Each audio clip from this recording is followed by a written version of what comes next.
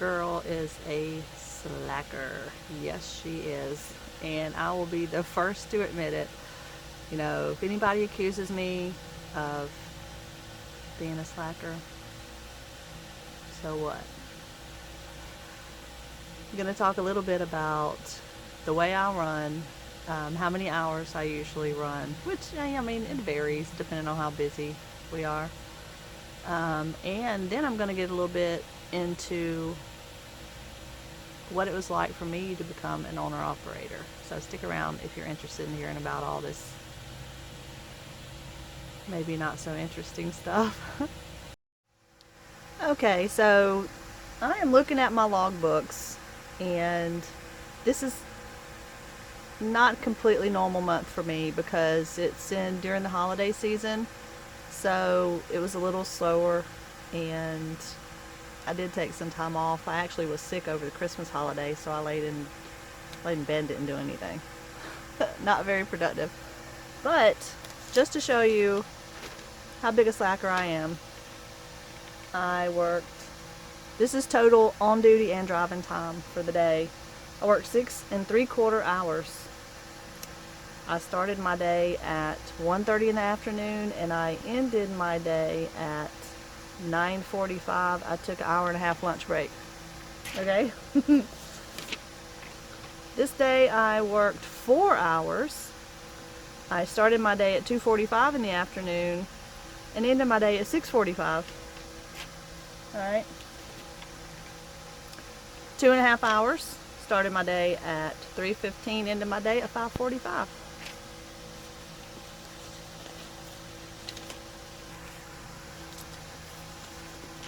Okay, now we're into January. This is actually after the holiday.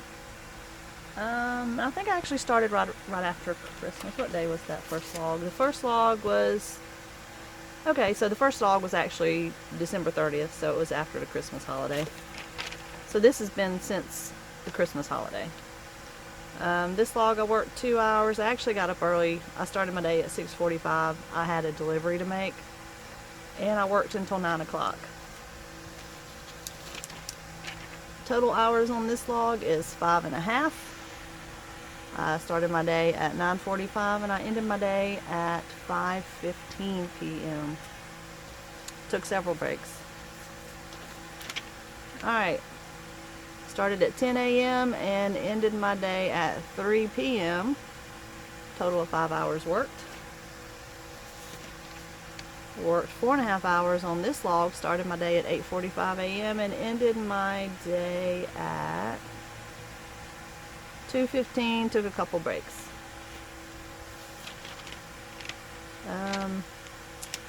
Sat at Steve's house for 10 days.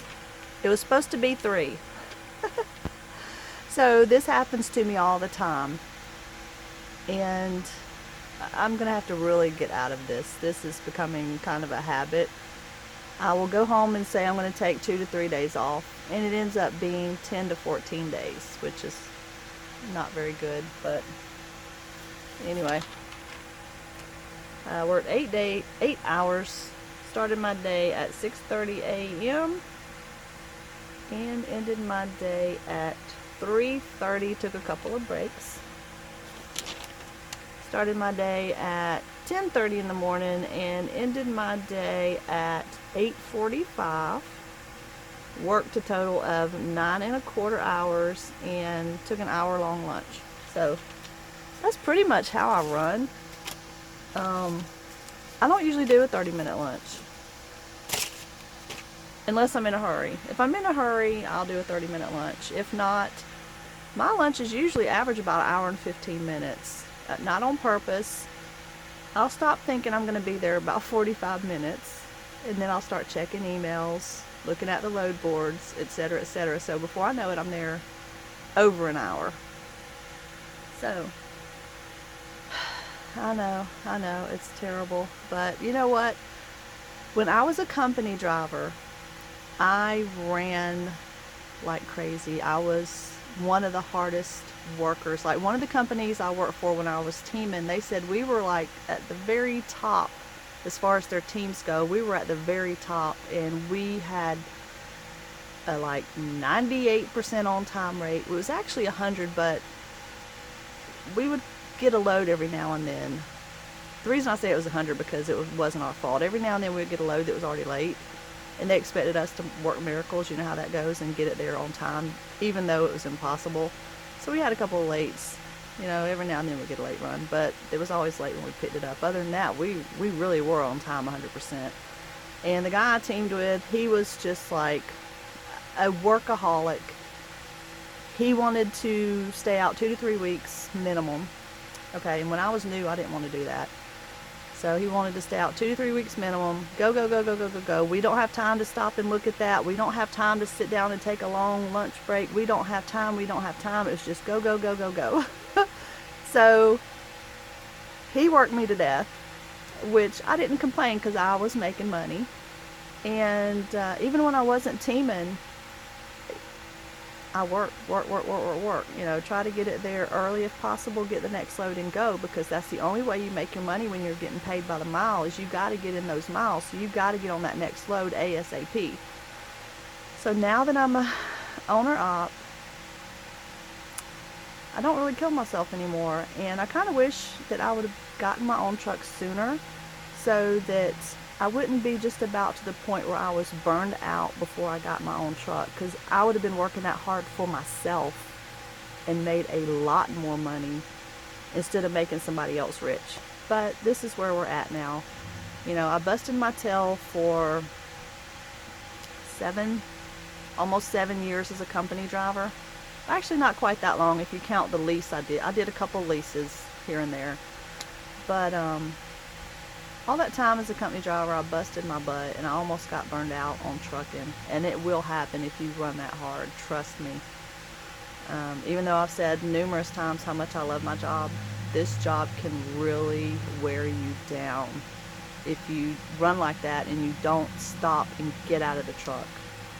So, with that being said, you know, I'm slacking now that I'm an owner-op. But I can say that I do pay all my bills.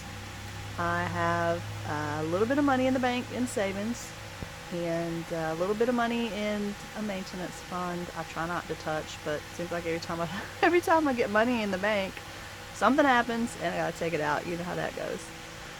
So that's how I run.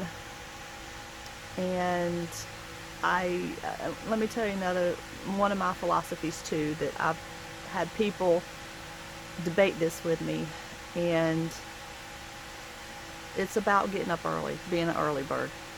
Now, I did that when I was new. When I was new, I was afraid to go in a truck stop. They're crazy places, they're crowded, people are in a hurry. You know how it is, you've seen them zoom through the parking lot, they act like they're going to run over you. It made me a nervous wreck. I tried to avoid them at all costs unless I had to go in there. So I didn't want to stop there and park at night because I'm new. I don't know how to back very well, and it's crowded. It's a madhouse. So what I would do is I would get up super early in the morning, and I'm not an early bird at all. So I would get up at like 3 or 4 o'clock in the morning and roll out so I could park early when the truck stops were pretty much still empty. And then I had plenty of room to back. I could practice backing if I wanted to because there's nobody in the truck stop. So I used to get up early. And another reason for that, getting up early as a company driver, for some reason they always want to schedule you at the crack of dawn. I've actually had appointments. The dispatcher swore I was supposed to be there at like 6 a.m. They don't even open till 7. So they would pretty much lie to me to get me there early, make sure I was one of the first trucks in line, I guess, so they could get that next load on me. Didn't matter how bad it stressed me out or that it made me wait extra time to get unloaded because they're not even open yet. They didn't care about that. So I got really frustrated with the early stuff really quickly, and whenever I don't have an appointment time, I don't kill myself to get in there early unless I have another load lined up and I really need to get that load off so I can go reload. Then I will try to get in there early, especially if it's a place that I know is not going to have a whole bunch of trucks waiting to get unloaded, because a lot of the places will. everybody else is going to try to get there early, either because they're a company driver and their dispatcher has told them to get there at the crack of dawn, or they just have that philosophy that they need to get unloaded ASAP and try to get that next load, whether they have something planned or not. They're going to try to get there as early as they can, to try to fit more into the day, which I understand that, but I don't run that way. I go in, if I can, my favorite appointment's around noon, maybe 10 a.m., 8 to 10 a.m., and then to noon, and then afternoon until, you know, a lot of places close at 2 or 4, but as long as I can get there before close, I don't care. Like I said, unless I have something else planned. So I'm not going to get there and wait in line with everybody else in the morning if I don't have to, because it stresses me out. I don't like stress. I don't do stress. My life right now is as stress-free as it has been since, I can't even tell you how long. I mean, I try to do everything I can to limit the amount of stress in my life, and that's part of it. Don't kill myself to get there when I don't have to. So that's my philosophy on that one. And I think I mentioned before about the appointment times, and I've actually been lied to and told there was appointment times when there's not. It's really first come, first serve, so always check, double check if you can. So that's how I run. I know it's not going to impress too many people, but hey, it makes me happy. You got to do what's right for you. I've said that numerous times before. You got to figure out what you're comfortable with, what works for you, and that's, you know, that's just how I run. That's what works for me. So I want to talk about becoming an owner-op. I did 2 or 3 leases. I had some success. I've had some failures. I struggled a little bit, and then I really kicked butt and did well on one of the leases. So it's all a learning experience. But you know, a lease is pretty easy, and most people understand that if you're going through a company that has a lease program, you just show up, go to orientation like you would with any company job, and they take care of everything for you. They put you in the truck, they tell you where to sign on the dotted line, they take care of everything. All you got to do is inspect the truck and trailer, make sure everything is good, and get ready to go. Almost like being a company driver, other than you're now an owner-op, so to speak, with more responsibilities. So people think that when you become an owner-operator, it's this big, scary world, and they have no clue, you know, how to get into that world and what it's going to be like, and, you know, they're not ready, and they're intimidated, thinking they don't know how to even begin. But it's not anything complicated. It's actually very similar to leasing a truck with a company. And what I mean by that is, if you already have your truck and trailer, you'll call the carrier, whether it be it don't matter if they have company drivers or just a strictly owner-op company like the one I'm with now. You call the company, you do all your due diligence, ask lots of questions, find out how they run, what they expect out of you, and what you can expect from them, etc., etc. Make sure you get all the information you need. When you decide that that's the company you want to go with, you schedule orientation. They will usually want you to get a inspection done of your tractor, and if you have a trailer, they're going to want to have that trailer inspected also to make sure that it's mechanically sound and in good operating condition when you sign on. So you're going to have that done. You will have to have a drug screen, and most of them will send you for the drug screen before you come to orientation. So you show up ready for orientation. You'll have all your paperwork with you, your driver's license, your social, your medical card. You'll have your own license plate. That's fine. You can bring that information with you, or everything that you will need to sign that truck on. And they will tell you if you're not sure. Ask them what you need to bring. They will give you a list of things. Now, a lot of companies, if you don't have your own license plate, they will help you get the license plate. Like Jones got my license plate for me, and they take around $50 or so a week out of my check to pay off the license plate. So it's really not that hard. You go in, you go through their orientation, you're probably going to watch some videos, sign a bunch of paperwork, They will ask you, do you need insurance for your tractor or your trailer? If you do, they will hook you up with insurance, whatever insurance you need. Stickers for your truck and trailer, your motor carrier MC or DOT numbers that go on the side of the truck. They will get those for you. You just go out and stick them on your truck. If they order your license plate, they will give you a sheet of paper that shows that you have a temporary and that your license plate is on order, and you just carry that with you until you get your license plate in the mail. It's no big deal. I actually ran without a license plate for several weeks. I didn't have any on my tractor at all, and I was kind of freaked out thinking they were going to pull me in the scales because I had no license plate. But nobody ever pulled me in and asked to see that piece of paper. But if they did, all I had to do is show them a piece of paper. Here it is. I do have it. I just don't have the physical license plate yet. So that's not a big deal.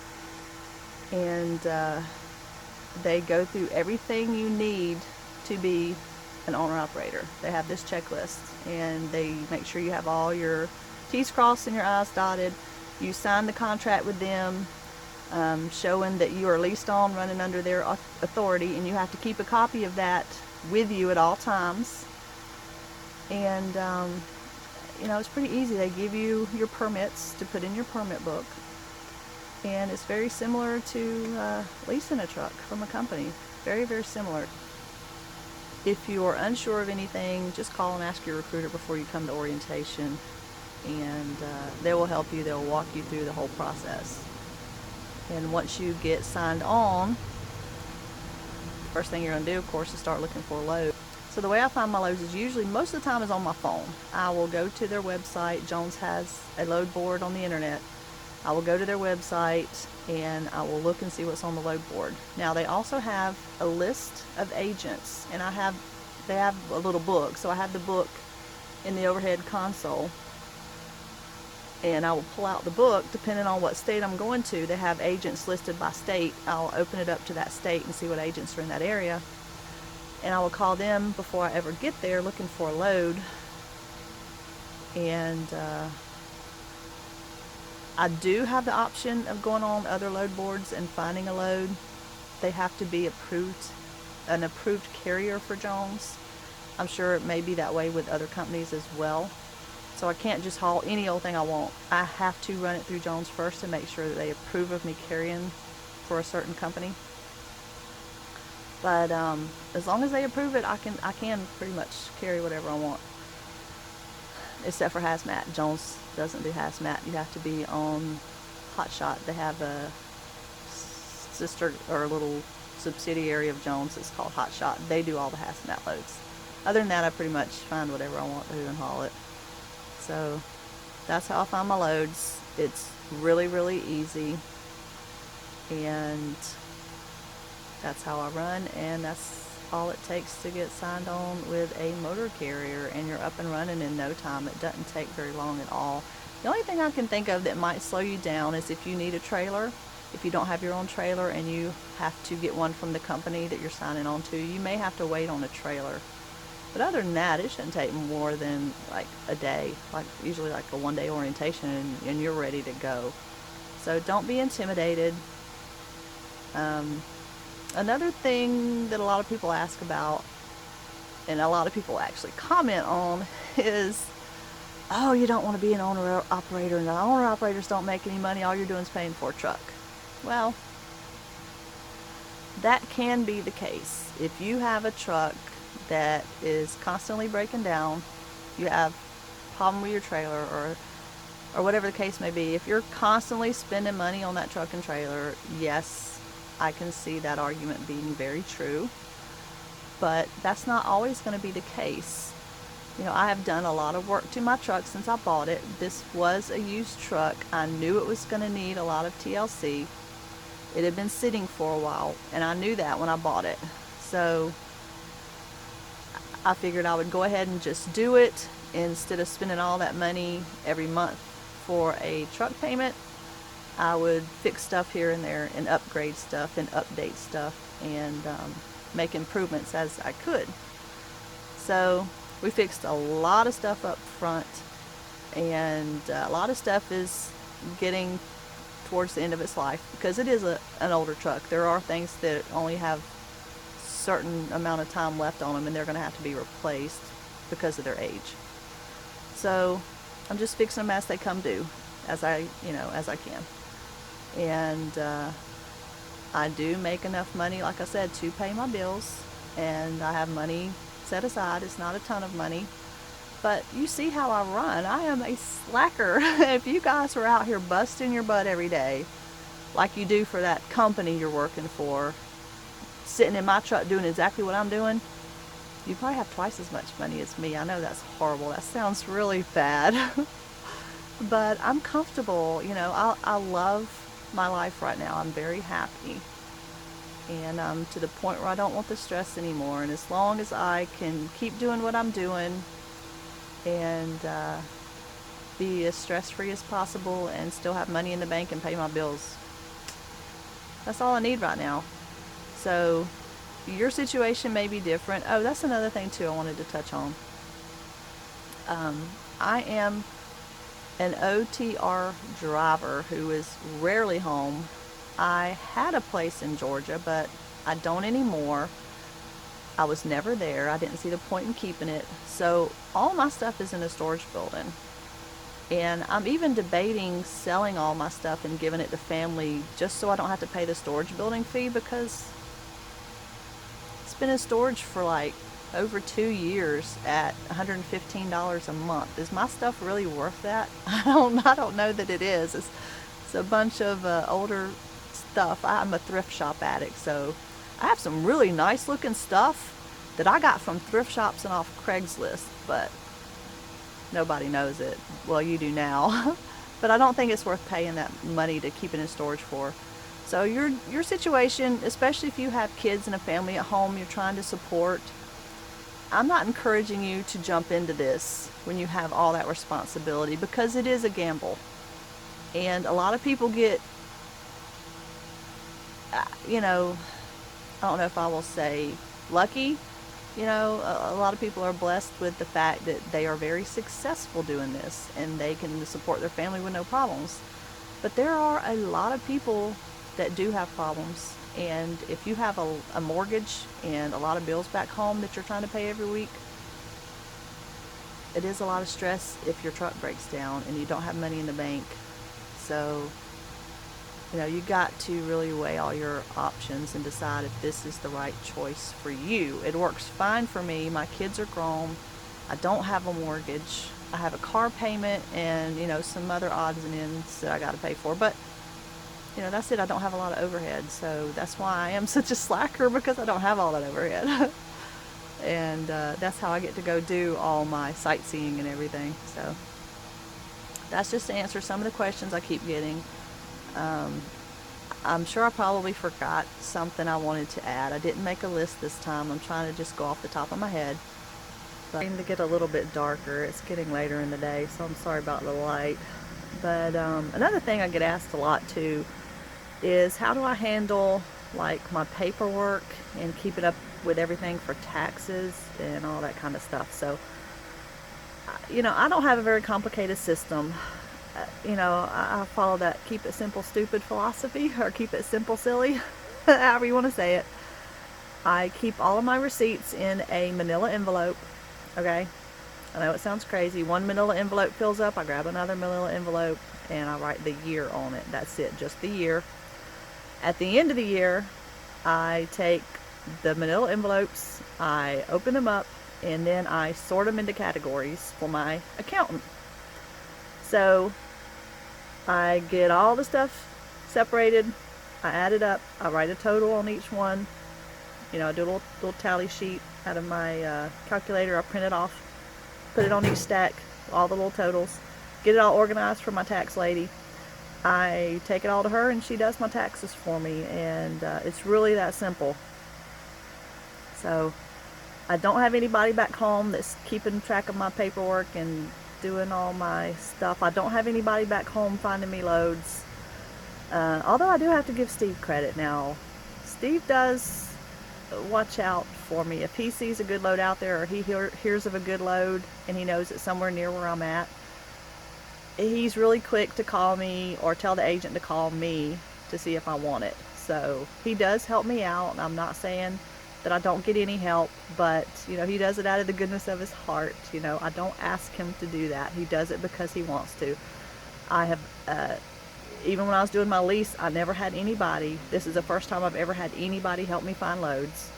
I've always done it myself, and you know, I don't have anybody back home, you know, running a little home office and dispatching me or any of that stuff. And you know, I don't have it. I'm just on my own, and I take care of all my stuff on the truck myself. And as far as taxes, it's just that simple. That's how I do it. So there's another question now off of the frequently asked questions list. So thanks for the questions. If y'all have any more, just let me know, and I'm going to be putting together another frequently asked questions video in the future. My next video, I'm hoping there'll be some video of me taking a load somewhere. This load was kind of a short load, and I didn't shoot any footage. I forgot. You know, I'm not really back into the swing of things. My head is somewhere else. But I'll talk about that in another video. This one's not related to that. So thanks again. You guys are awesome, and stay safe out there. I'll be seeing you.